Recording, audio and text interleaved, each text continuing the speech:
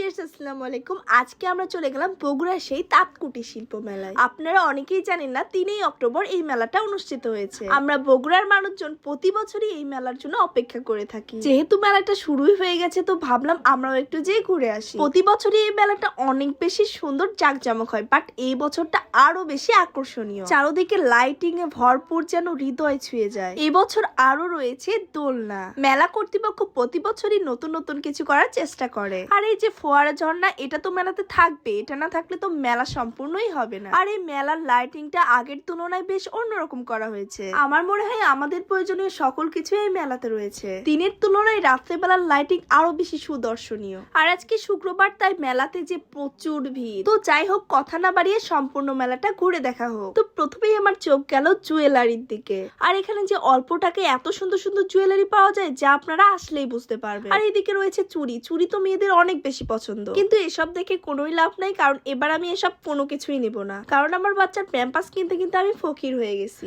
তারপর এদিকে এসে দেখলাম বিভিন্ন ধরনের ঘর সাজানোর সামগ্রী। এছাড়াও রয়েছে রান্নার কাজের বিভিন্ন ধরনের জিনিস। এক কথায় নতুন বিয়ে করলে যা কিছু লাগে সবকিছুই পেয়ে যাবেন আমাদের এই মেলাতে।